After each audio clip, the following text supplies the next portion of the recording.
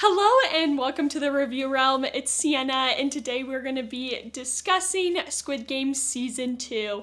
And if you have seen the show, let me know in the comment section down below. And this video will contain some spoilers, and at first I am going to do a brief overview of the plot and then give my own thoughts. So let's get into it. So Squid Game Season 2 starts off with player 456. As we saw at the end of Season 1, he is about to board the plane and he decides not to and tells the headman of the game that he is going to try and stop the game. And then we have a 2-year time jump. And this time jump I thought was a really good decision because it does make it seem like this game is hiding in plain sight and it's going to be hard to find. And that is where we begin the story. And the game really doesn't start until the end of episode 2, beginning of episode 3, and there's only 7 episodes in season 2. So it does give a nice balance of like the real world and then in the game as well. So player 456, he has been working with the people he used to owe money to try and find the salesman or any hint of the game. And he has hired them for 2 years to search the subway system, looking for anyone who matches the description of the salesman. And eventually, after 2 long years, they do get a trace of him, and they find him, and they end up getting caught, and they do play a game of little Russian roulette.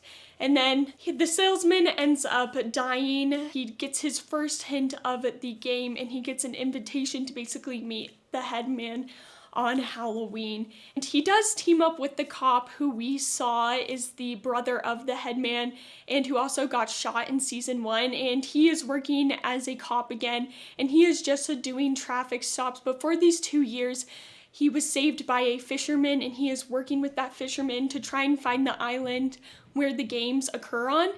And he's been searching for 2 years, hasn't had any luck, and then he eventually meets up with player 456, and he is sort of the backup for player 456 when he goes and meets the headman on Halloween.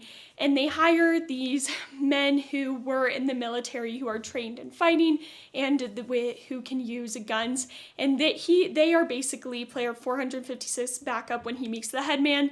So they meet the headman, and basically he gets separated from the whole group in the end, and his only choice is to really join the game. But before he does meet, he ends up getting a tracking device in his tooth, and that is actually removed. He finds out later once he does enter the games again.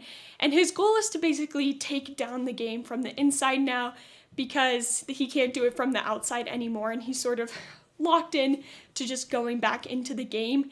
And he does try and save people during the first game, which is red light, green light, which we did see in season 1. And for game 2, you do think, oh, it's going to be similar as the first season, but it's not. They do switch up the games. And we really only get a total of 3-ish games in this season. The season is very short. If I had to describe it, I would say it's like part 1 of season 2 and not season 2. And they did confirm at the end that season 3 is coming at some time in 2025. Hopefully we don't have to wait a year. If there's one thing I hate, it's waiting. I prefer binging, so I really hope it's getting released in the summer. But continuing with the plot, once he is in the game, he sort of does form a little group, and there is a new player 1. Obviously, player 1 in season 1 was the old man who had been involved in the games and wanted to do it before he died.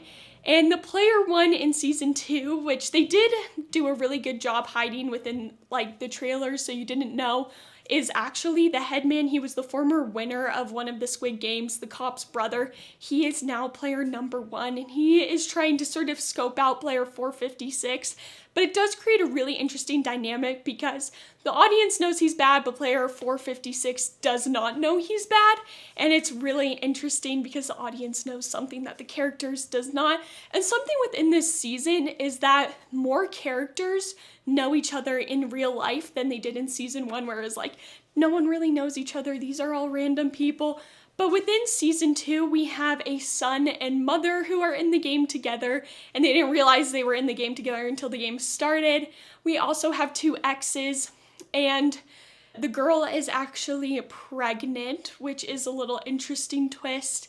And then we also do player 456, his friend who was in season 1, who he was betting on horse races with. He is in the game in this season, which does create an interesting dynamic because there already is this bond and this friendship that you do know about, and it's the exes, they do have some beef. Are they going to betray each other or not?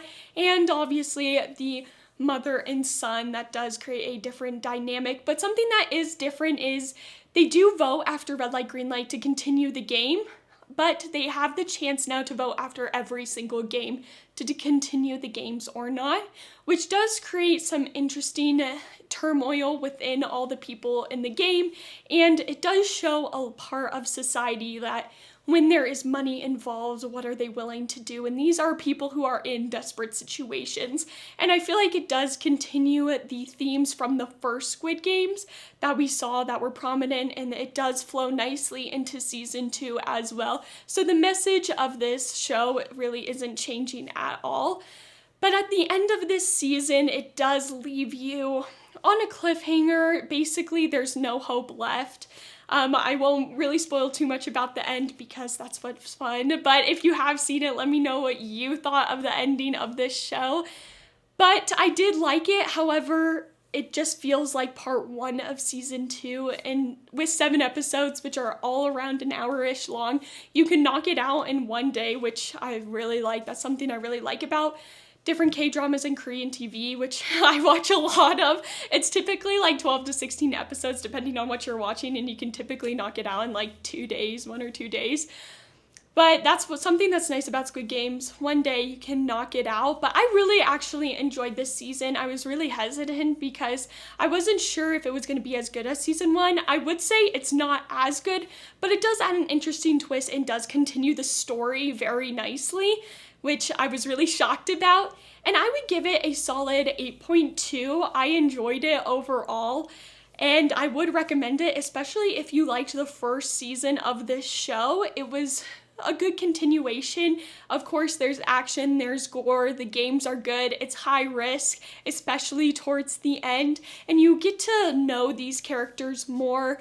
And there also is a storyline of a person who was originally from North Korea, and she is now in South Korea, and she is one of these soldiers. She's soldier number 11 who is in the Squid Game, so it's interesting to see her part. However, I do feel like her storyline is very limited. Same with the cops in this season, which I think their storylines are going to be more prominent in season 3, just because they start, it's just a basic like background with them and their stories and their characters. And I think we're going to get a lot more answers in season 3. This season does seem to be setting up a lot. It's like giving you the background for season 3, which I think is going to answer a lot of questions, just because this season does leave you with more questions than answers in the end. But let me know if you enjoyed Squid Game season 2, if you've seen it or are planning on to. And have a good day. Bye!